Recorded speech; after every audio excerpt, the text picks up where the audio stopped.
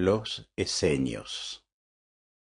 Sigamos a los tres viajeros camino de Enguedí, en la margen occidental del Mar Muerto, donde existía un antiguo y escondido santuario esenio, residencia de algunos solitarios, especie de delegados de confianza del Supremo Consejo, a los fines de facilitar a los hermanos de la Judea el concurrir a las asambleas en días especiales, como los había igualmente en el monte Bat para los de Samaria, en el Carmelo y el Tabor para los galileos, y en el Hermón para los de Siria. El gran consejo de los 70 ancianos, conductores de la fraternidad esenia, tenían su residencia habitual en los montes de Moab, en la ribera oriental del Mar Muerto, allí donde sólo llegaban seres humanos de año en año para subir a un nuevo grado o analizar las pruebas designadas para cada grado, pues las consultas más sencillas eran atendidas por los esenios de los pequeños santuarios de que ya se ha hecho mención. Era Enguedí una aldea antigua y de sombrío aspecto, pues aquella comarca salitrosa y árida muy pocos encantos ofrecía a los viajeros.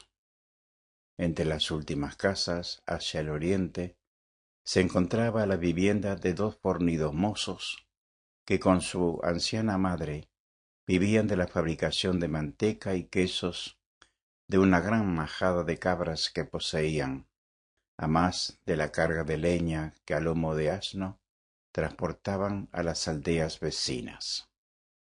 Esta casa era conocida de todos por la granja de Andrés. Había sido el jefe de la familia, pero ya no vivía desde hacía varios años atrás. A la puerta de esta casa llamaron nuestros viajeros al anochecer del día siguiente de haber emprendido el viaje. Un postiguillo en lo alto de la puerta se abrió y por él entró el cana, su mano, haciendo con ella el signo de reconocimiento de los esenios, al mismo tiempo que decía las palabras del santo y seña, voz del silencio. El signo era la mano cerrada con el índice levantado hacia arriba. La puerta se abrió enseguida y los viajeros, ateridos de frío, sacudieron la nieve de sus gruesas calzas de piel de camello y se acercaron de inmediato a la hoguera que ardía en rojizas llamaradas. Una anciana de noble faz cocía el pan y varias marmitas humeaban junto al fuego. Cuando se quitaron los pesados gorros de piel que les cubría gran parte del rostro, los tres fueron reconocidos por la familia de Andrés, pues ese mismo viaje lo hacían una vez cada año. Novedades grandes debéis tener cuando habéis venido en este crudo día en que ni los búhos salen de sus madrigueras, observó Jacobo, el mayor de los muchachos.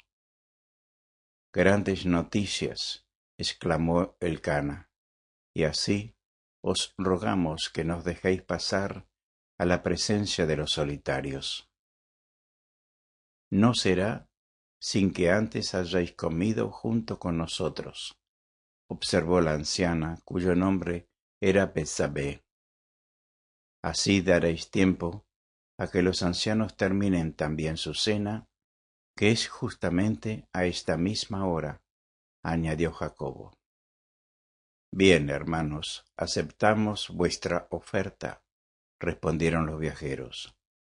Y acto seguido, aquellos 6 modestos personajes rodearon la sencilla mesa de la granja de Andrés el leñador, que durante toda su vida pasó en aquella cabaña, sirviendo de portero a la subterránea entrada al templo de los esenios. Humilde tarea que seguían cumpliendo su viuda y sus hijos, también para toda su vida, pues entre los eseños las misiones de este orden eran como una honrosa investidura espiritual que pasaba de padres a hijos como sagrada herencia a la cual tenían derecho hasta la cuarta generación.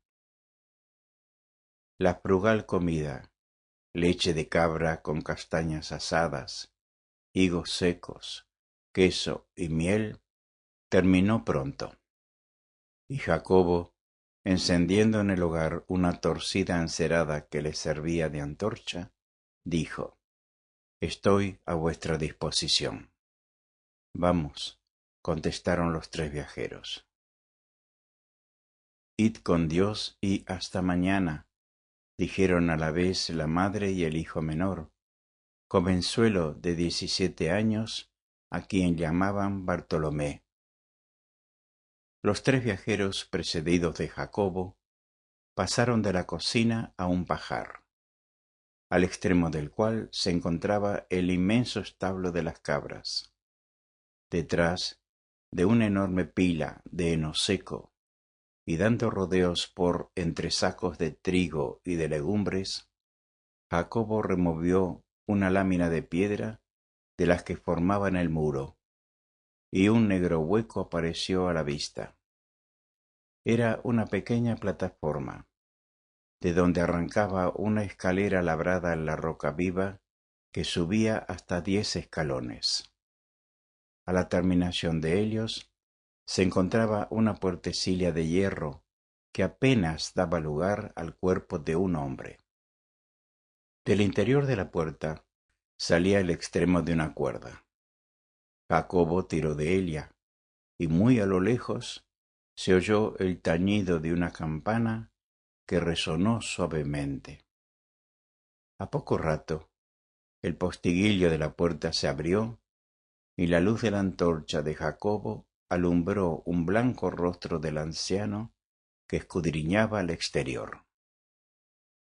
Voz del silencio, hermanos eseños traen grandes noticias y piden hablar con los ancianos. Vio el rostro de Jacobo y sonrió bondadosamente. Bien, bien, esperad unos minutos.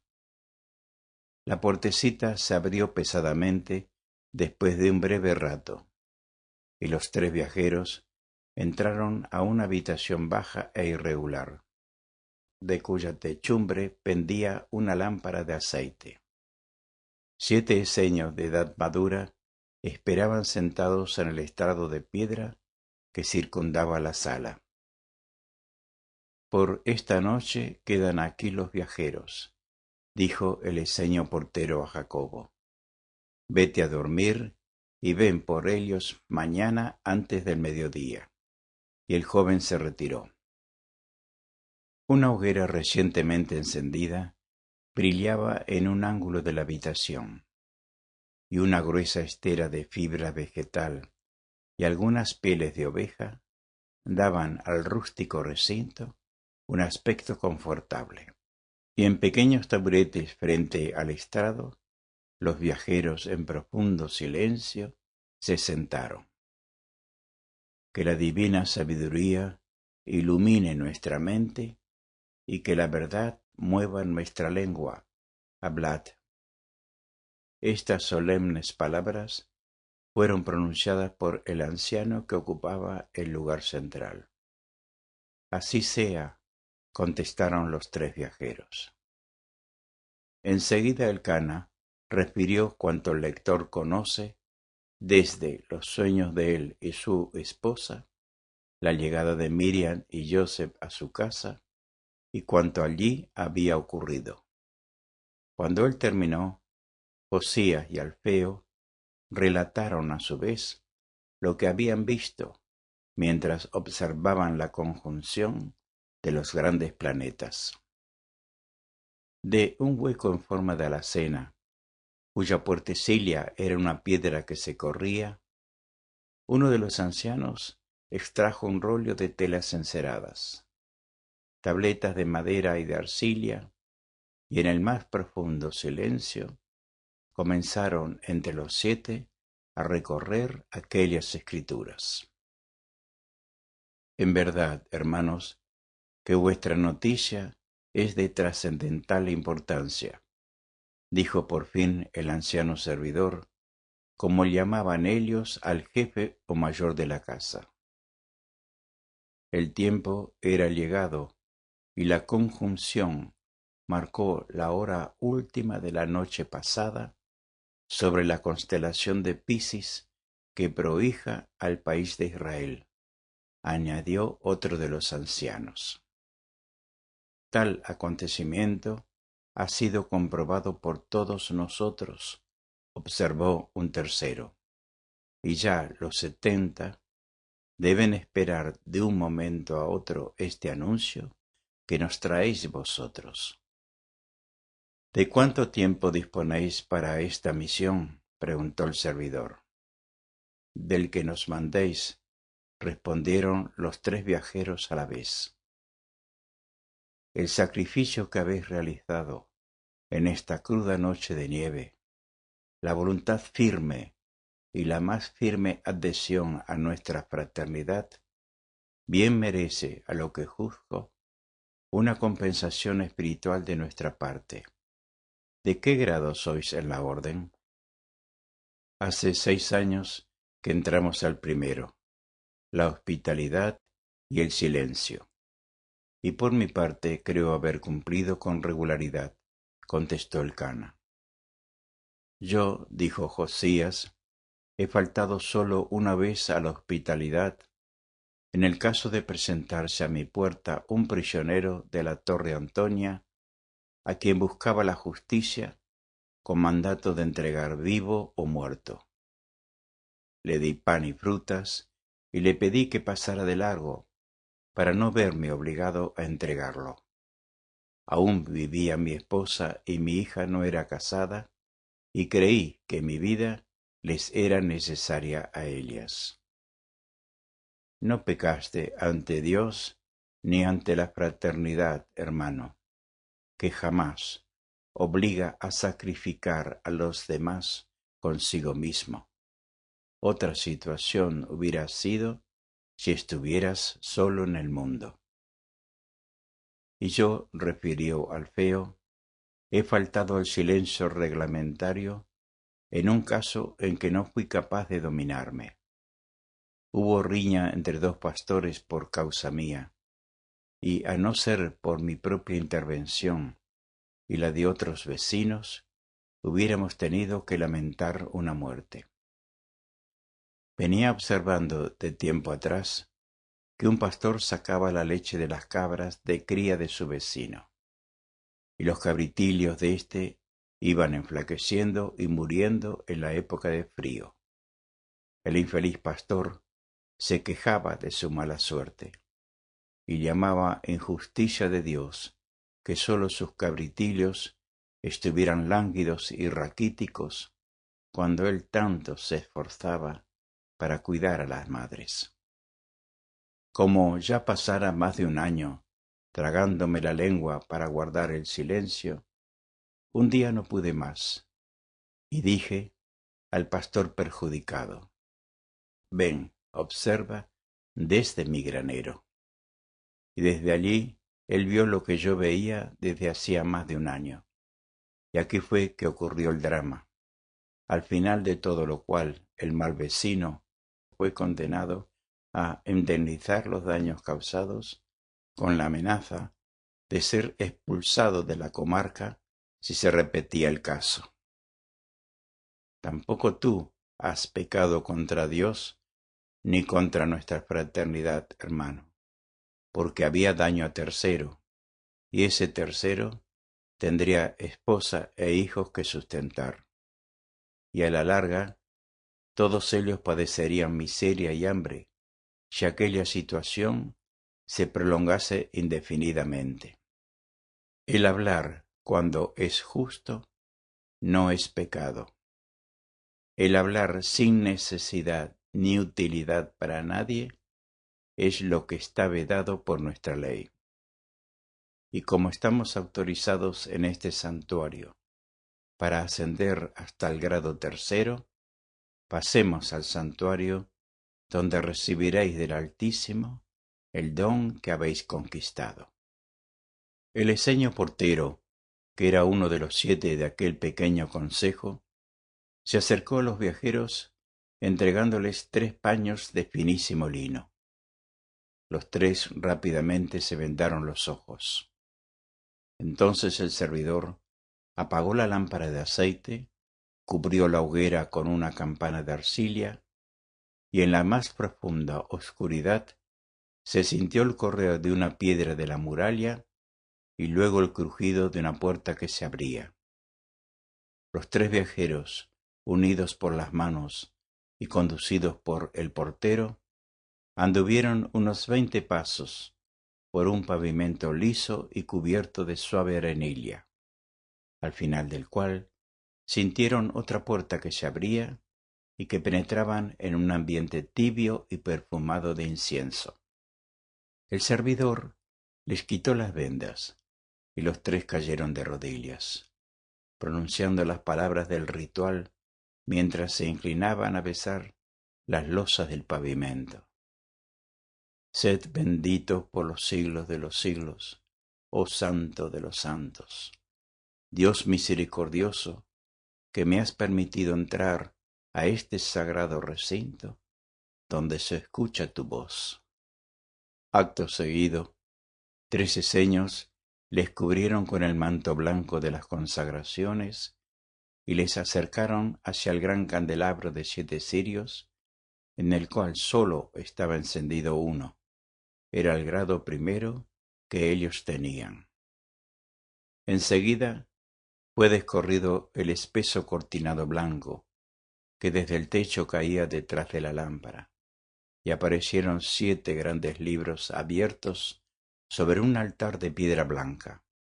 Encima de cada uno de ellos aparecían escritos en letras de bronce los nombres de los grandes maestros eseños desaparecidos: Elías, Eliseo, Isaías, Samuel, Jonás, Jeremías y Ezequiel. Y más arriba de los 7 libros aparecía tallada en piedra una copia de las tablas de la ley eterna grabada por Moisés, cuyo original estaba en el poder de los 70 en el santuario de los montes Moab. Las repetidas cautividades del pueblo hebreo y las devastaciones de los santuarios de Silo, de Betel y de Jerusalén obligó a los discípulos de Esén a salvaguardar aquel sagrado legado de Moisés en las profundas cavernas del monte Moab. Y suspendida de la techumbre iluminando las tablas de la ley, resplandecía una estrella de plata, cuyas 5 puntas eran lamparillas de aceite que ardían sin apagarse nunca. Aquel era el símbolo sagrado de la gran fraternidad eseña, cuyo oculto significado era la luz divina que iluminó a Moisés en el monte Horeb y el Sinaí, de donde surgió la ley que permanece hasta hoy como brújula eterna de esta humanidad. Y en los 7 enormes libros de telas enceradas estaba escrita la vida y enseñanza, profecías y clarividencias de cada uno de aquellos seres venerados como maestros de la fraternidad eseña. Y resonaron las cítaras de los eseños, cubiertos todos con mantos blancos. El servidor se ceñó a la frente por medio de un cordoncillo de seda azul, una estrella de plata de 5 puntas que simbolizan la luz divina que imploraba sobre él al hacer la consagración de los 3 hermanos que llegaban al santuario buscando acercarse más a la divinidad.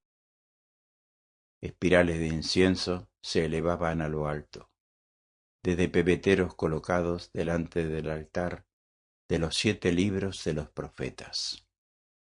Con voces austeras y graves cantaron a coro el salmo llamado el miserere.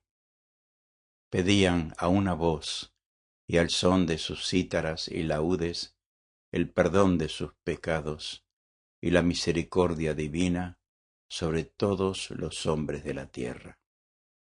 Terminado el doliente salmo, profunda lamentación del alma humana, que reconoce sus errores y se arrepiente de ellos, el servidor destapó la pilastra de agua que había a la derecha de la gran lámpara de 7 cirios, e invitó a los que iban a consagrarse en el segundo grado de la fraternidad a sumergir en ella sus manos hasta el codo. Era la ablución de manos, rito que iniciaba la entrada al segundo grado, como la ablución de faz era la iniciación al primer grado que habían pasado. Aquellas aguas fuertemente vitalizadas por 70 días de transfusiones de elevadas y puras energías, producían una suave corriente dulcísima a los que en ella sumergían sus manos, que después dejaban secar sin contacto de paño ninguno. Llevados ante la gran lámpara, el servidor pronunciaba las palabras de la consagración. Dios Todopoderoso, que habéis vitalizado con vuestra energía divina las manos de vuestros siervos, para que trabajen en favor de sus hermanos desvalidos y menesterosos, escuchad el voto sagrado que os hacen de trabajar 2 horas más cada día para sustentar a los leprosos, paralíticos y huérfanos que crucen por su camino. Y los consagrados decían cada uno por separado: ante Dios Creador de todo cuanto existe, hago voto solemne de aumentar en 2 mis horas de trabajo para sustentar a los leprosos, paralíticos y huérfanos que crucen por mi camino. Entonces un escenio encendió el segundo cirio de la gran lámpara sagrada, y el servidor, poniendo sus manos sobre la cabeza de cada uno, le decía: si tu vida es conforme a la ley, las energías benéficas que han absorbido tus manos en este día te servirán para aliviar los dolores físicos de nuestros hermanos. Acto seguido, los recién consagrados llegaban hasta el gran altar de los 7 cirios, y arrojando incienso a los pebeteros, hacían una evocación a sus grandes profetas y pronunciaban sus nombres, más con el alma que con los labios.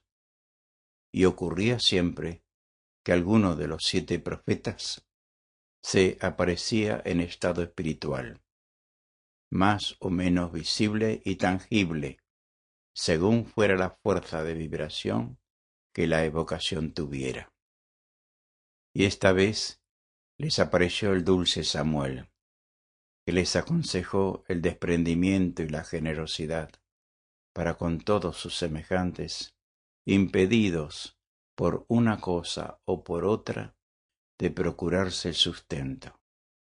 Es el segundo grado de la fraternidad esenia, les dijo la voz sin ruido de la espiritual aparición.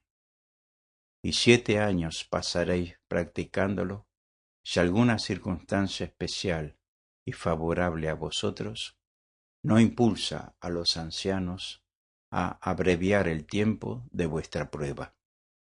Y porque habéis realizado el esfuerzo de anunciar el nacimiento del Verbo de Dios, la divina ley os permitirá seguirle de cerca en su vida y acompañarle hasta la muerte.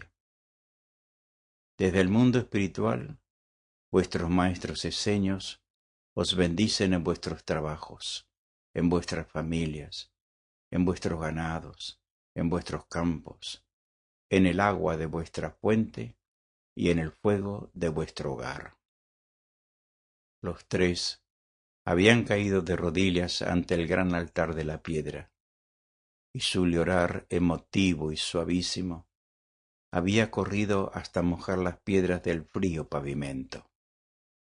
Tan honda había sido su emoción que no acertaban a moverse, siendo necesario que el eseño portero les sacudiera de los hombros, al mismo tiempo que les presentaba los paños para vendarse los ojos. Los otros ancianos desaparecieron tras la pesada cortina blanca que cayó de nuevo, y los tres viajeros fueron nuevamente conducidos por el mismo camino a la sala aquella en que primeramente fueron recibidos. Ya era muy entrada la noche. La hoguera se encendió de nuevo, y el eseño les arregló con pieles hermosas camas sobre el estrado. Les dejó pan, frutas, queso y vino, y desapareció sin ruido alguno. El gran silencio les anunció que ya estaban solos, y quitándose las vendas, se abrazaron los tres como en una explosión de amor fraterno. El lector puede imaginar los comentarios de los tres viajeros que, por mucho que la imaginación corra, quedará siempre atrás de la realidad. Era aquella una época de exaltado sentimiento religioso en el pueblo de Israel, designado en esa hora para recibir la última encarnación del avatar divino sobre la tierra. Y la corriente de fe y de amor, emanada de los templos eseños, ocultos entre áridas montañas, mantenía a muchas almas en un alto grado de vibración homogénea a la que emanaban las inteligencias superiores, para que fuera posible la conjunción perfecta entre la sutilidad extrema del Verbo de Dios y la naturaleza física que le serviría de vehículo para su última manifestación. Y los eseños, como los dactilos del tiempo de Antulio y los cobdas del tiempo de Abel, cumplieron admirablemente su cometido de precursores del Hijo de Dios. Joanán el Bautista no fue sino el eco formidable de la gran voz de la fraternidad eseña, que hablaba a la humanidad de la Palestina como la más inmediata al nacimiento del hombre luz sobre ese rincón de la tierra. No es, pues, de extrañar que nuestros tres humildes personajes se manifestasen así, poseídos de tan extraordinario fervor religioso que les hacía capaces de grandes sacrificios y de inauditos esfuerzos. Los seres sensitivos y de una regular evolución se identifican y compenetran tanto de las corrientes espirituales elevadas de determinadas épocas propicias que dan a veces grandes vuelos, aunque más tarde se estacionen en el progreso alcanzado, cuando épocas de adversas corrientes pesan enormemente sobre ellos. La historia del rey David y de todos esos grandes arrepentidos que hicieron de sus vidas un holocausto de expiación y penitencia, cuando despierta su conciencia, les acusó su pecado. Son un ejemplo de la aseveración que hacemos, con el fin de que los lectores no se vean atormentados por dudas referentes a los adelantos progresivos de las almas. Si el Cristo se vio sometido a tan formidables luchas con las pesadas corrientes que en momentos dados lo acosaban, no obstante la altura espiritual y moral en que se hallaba, no es de extrañar las caídas y las deficiencias de los que le venimos siguiendo a tan larga distancia. A mitad de la mañana siguiente, Jacobo, el hijo de Andrés, llamaba a la puerta de la sala hospedería donde se encontraban los viajeros y abriendo ellos mismos la puertecita de hierro, les siguieron no sin antes buscar con la mirada, por si algún eseño aparecía para despedirles. Mas los hombres del silencio no hablaban ni una palabra más de las que ya habían dicho en cumplimiento de su deber. Se llevaron, como era de práctica, los 3 paños de lino con que se vendaron los ojos antes de entrar al santuario, única prueba que les quedaba de que no era un sueño ni una alucinación cuanto había ocurrido aquella noche. Tenemos ya 2 paños como estos, advertía el cana, mientras lo doblaba cuidadosamente y lo guardaba sobre su pecho debajo de su gruesa casaca de piel. Que Dios nos conserve la vida hasta que reunamos 7 iguales que estos, decía Josías, que parecía tener el presentimiento de una larga vida. Así sea, contestaban los otros, mientras guardaban también sobre el corazón lo que era para ellos una sagrada reliquia. Cara de fiestas traéis, decíales la buena y laboriosa Betsabé, al verlos llegar rebosantes de alegría. Mucha, madre Betsabé, mucha. Aquellos santos ancianos son los depositarios de toda la dicha de los cielos, pues que así la hacen desbordar sobre quien llega hasta ellos. Pienso, hermano Alfeo, decía el cana, que como ellos hacen con nosotros, debemos nosotros hacer con cuantos lleguen a nuestra morada, si de verdad somos esenios. Pues porque yo quiero serlo, dijo la buena mujer, os ruego que os sentéis aquí junto al fuego, para que comáis mi pan calentito con manteca y miel, mientras acaba de cocerse la comida del mediodía. Fiestas tenemos, madre Betsabé, por lo visto, interrogaba uno de los viajeros. Pobre fiesta de una cabaña de leñadores, añadía Jacobo, ayudando a su madre a disponer la mesa y a retirar del fuego la gran marmita, donde se cocían las castañas en vino y miel, y otra más en que humeaban las lentejas guisadas con trozos de cabrito. —¿Eseños matando animalitos para comer? —exclamaron los huéspedes al darse cuenta. —Calma, hermanos, que los eseños no matan, sino que recogen lo que las montañas matan —contestó Betsabé, haciendo las partes en grandes platos de barro sobre la mesa. —Y yo casi me mato —añadió Bartolomé—, cuando en la tarde de ayer me colgó Jacobo con una soga desde un picacho del Cuarantana, para bajar al fondo de una garganta donde se habían despeñado 3 cabritillos preciosos que allí perdieron la vida.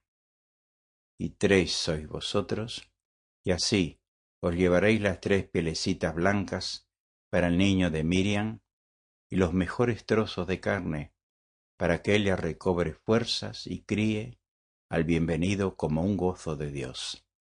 Decía iluminada de dicha la buena mujer, en quien la cualidad de dar estaba grandemente desarrollada.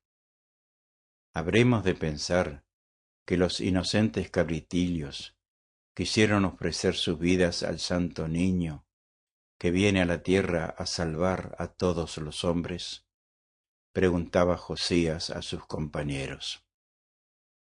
Puede que sí, contestaba Jacobo, acercando bancos a la mesa y haciendo sentar a los huéspedes. Puede que sí, pues yo no recuerdo que haya ocurrido una triple muerte desde que abrí los ojos a la luz.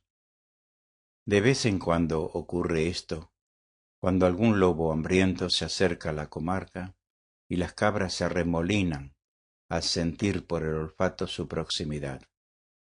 Y así ellas mismas se despeñan o despeñan a sus hijuelos al fondo de los barrancos. Años atrás esto era muy común, porque los lobos nos visitaban a menudo hasta la cerca que rodea la casa. Mi pobre Andrés y yo hemos pasado las nuestras para defender de ellos a nuestro ganado. Cuán felices hubiéramos sido si él hubiese llegado con vida a este gran acontecimiento, exclamaba la buena mujer, mientras en sus pupilas asomaba el brillo de lágrimas que no dejaba correr.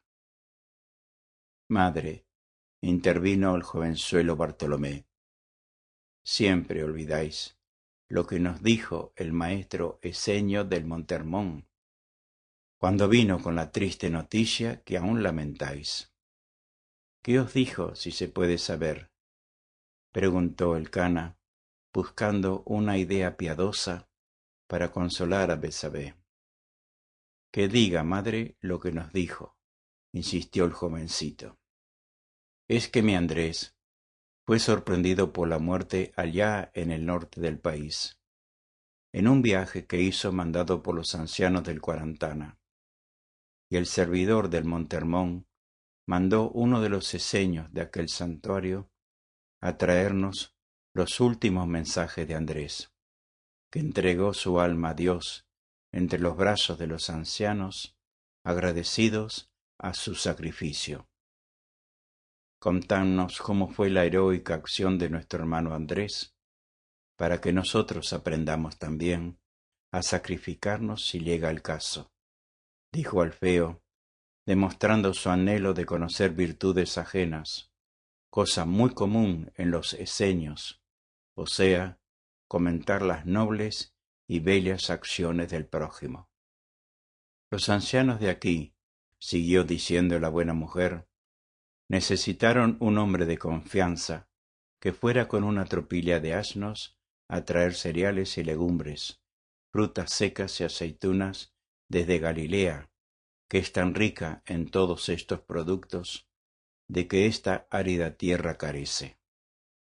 Habían recibido aviso del santuario del Monte Hermón, que ya tenían recopilado cuanto debía transportarse aquí, y mi Andrés fue el elegido para esta delicada misión, lleno de gozo, decía al despedirse de nosotros. Qué dicha la nuestra, Sabá, que sea yo el elegido para traer el sustento a los siervos de Dios. Lejos estaba de pensar que con ello perdería la vida.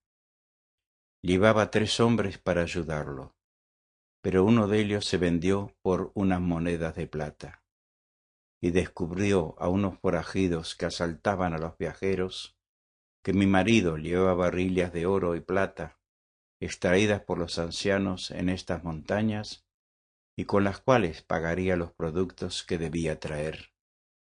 Andrés lo sospechó, y ocultó las barrillas entre los sacos de heno y bellotas que colgaban de la cabeza a los asnos en las horas de la ración. Y así fue que, al no encontrarle el oro en la tienda, se hartaron de darle palos, en tal forma que los 2 criados fieles tuvieron que llevarlo medio muerto sobre un asno. Por mucho que los ancianos de allí lo curaron, estaba mal herido, y de resultas de ello murió sin poder vernos más sobre la tierra. Fue un eseño mártir de su silencio y de su fidelidad, dijo el cana con reverencia y piedad. Los 3 huéspedes se pusieron de pie para rendir un homenaje al valiente hermano que prefirió dejarse maltratar antes de entregar el tesoro que se le había confiado. Que Dios misericordioso lo tenga en su reino de la luz eterna, exclamó Josías, así sea. La pobre Betsabé lloraba silenciosamente. De pronto, Alfeo y Josías, ambos clarividentes, vieron una silueta astral, como una nube blanquecina, que se condensaba más y más al lado de Betsabé, la cual, sintiendo algo así como el roce de un vientecillo fresco, volvió la cabeza al mismo tiempo que las manos fluídicas de la visión tomaban su cabeza y la besaba tiernamente. No llorarías así, mujer de mi juventud, si supieras cuán feliz soy por haber comprado con mi vida el sustento para los siervos de Dios y para todos vosotros. Consuélate con la noticia que te traigo. Así que nuestro Jacobo tome esposa, seré su hijo primogénito, y me llamaréis otra vez Andrés. Seré pues tu primer nietecito. Y besando tiernamente a todos, desapareció. Y la feliz Betsabé, que poco antes lloraba de tristeza por el amargo recuerdo, lloraba ahora de felicidad por el anuncio de Andrés, que volvería cerca de ella como su primer nietecito. Bendita sea la eterna ley, que tiene tan grandiosas compensaciones para los justos, exclamó Elcana. Bendita sea, respondieron todos, sobrecogidos sus ánimos por lo que acababan de presenciar. Y luego de terminada la comida, emprendieron el regreso, no sin que antes tuvieran que aceptar cuantos dones quiso la buena Betsabé que se llevasen para ellos y para el niño de Miriam, como decían cuando aún no se atrevían a decir alto, para el Cristo niño nacido en Betlehem. Enterada la familia de Andrés de que la dichosa madre del recién nacido pensaba quedarse por largo tiempo en casa de Elcana, hasta que no ofreciesen peligro alguno al niño las contingencias del penoso viaje, anunciaron una visita, porque no era posible, decían, que quedase una sola familia esenia sin conocer al divino enviado de Dios para salvar a los hombres.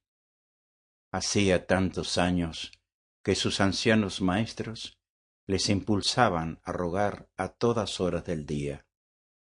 Manda, Señor, tu luz sobre la tierra, que perecen sus tinieblas.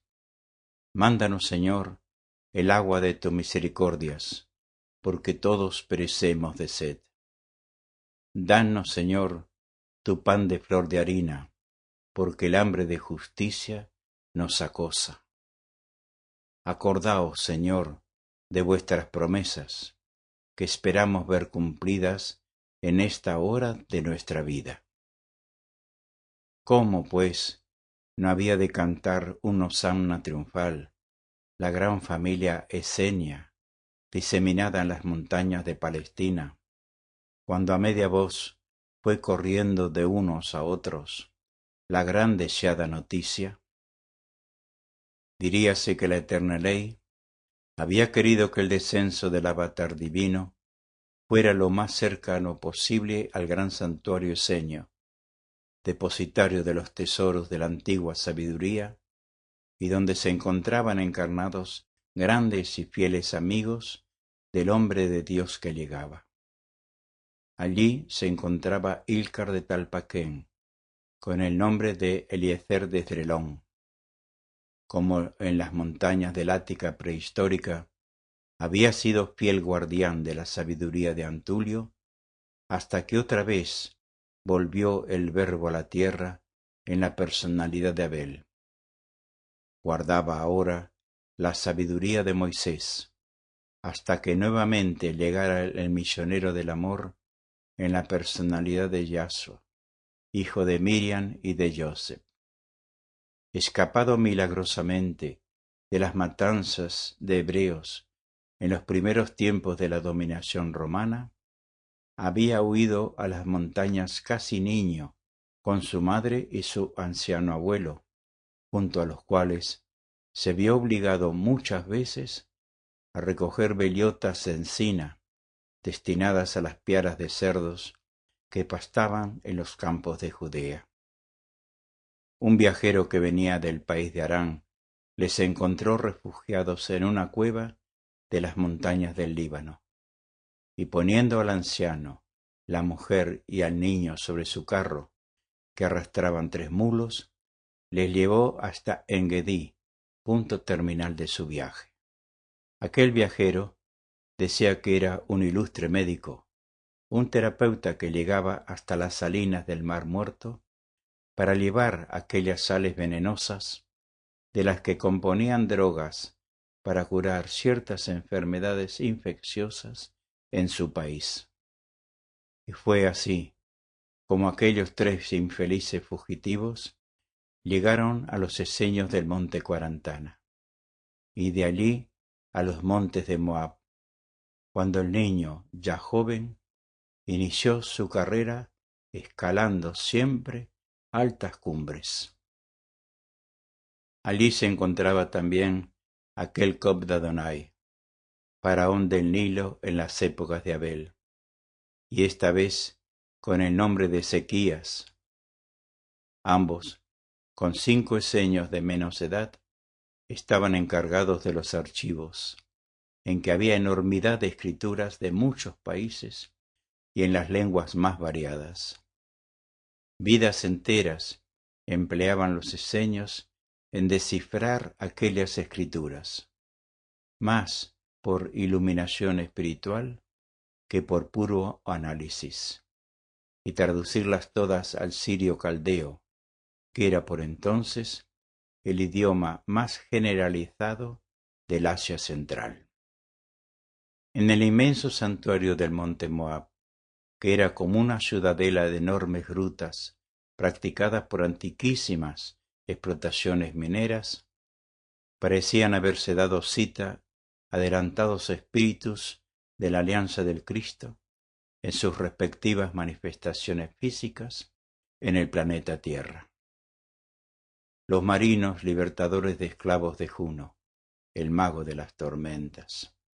Los profetas médicos de Numú, a quien llamaron los salvavidas, las gentes de aquel tiempo, por sus grandes conocimientos de medicina naturalista, con lo cual realizaban maravillosas curaciones. Los profetas blancos de Anfión, el Rey Santo, que fueron instructores y maestros de todo un continente. Los de la escuela antuliana, llamados más tarde dactilos, que forjaron en las ciencias y en las artes a la gloriosa Ática prehistórica, cuna y origen de la posterior civilización europea. Los primeros flámenes de la India, o tierra donde nace el sol, que tomaron su nombre y su sabiduría de los dictados de Krishna a su discípulo Arjuna, origen de la profunda filosofía védica que aún no se llega a interpretar en toda su amplitud y oculta sabiduría. Los mendicantes de Buda, que para eludir las persecuciones de que era objeto su elevada enseñanza, la ocultaban bajo la humillante indumentaria de peregrinos mendigos que recogían limosnas para sustentar sus vidas. Y eran maestros de almas que iban dejando en cada conciencia una chispa de luz y en cada corazón un incendio de amor a la humanidad. Y por fin, los profetas terapeutas de Moisés, que se diseminaron desde el Nilo al litoral del Mediterráneo, sobre todo a la llamada tierra de promisión, o sea, Palestina, Siria y Fenicia, porque se sabía desde muchos siglos que en aquellas latitudes aparecería la postrera manifestación del avatar divino, y los eseños que llegaron hasta el nacimiento de Yahshua fueron la prolongación de estos profetas terapeutas de la escuela mosaica. En los archivos eseños se hallaba recopilado todo cuanto de luz, de ciencia y de conocimiento había aportado el Cristo a la humanidad terrestre por medio de las inmensas legiones de sus discípulos y seguidores. Qué extraño podemos encontrar que 70 hombres pasaran toda una vida catalogando, ordenando, traduciendo e interpretando aquel vastísimo archivo de divina sabiduría que tantos miles de siglos había corrido por toda la faz de la tierra. Los esenios del monte Hermón en la cadena del Líbano, los del monte Bat en Samaria, los del Carmelo y Tabor en Galilea y los del Cuarantana, estaban obligados por una ley común a todos los santuarios de enviar sustitutos y reemplazantes de los que enfermaban o morían en el santuario de Moab, donde jamás debían faltar los 70 ancianos de que formó Moisés su alta escuela de divina sabiduría. Esenios fueron los cristianos del primero y segundo siglo, hasta que la inconsciencia humana empezó a oscurecer la excelsa figura del hombre de Dios y a perseguir como heresiarcas a los que luchaban por conservar su doctrina, tal como la habían bebido de su inteligencia superior.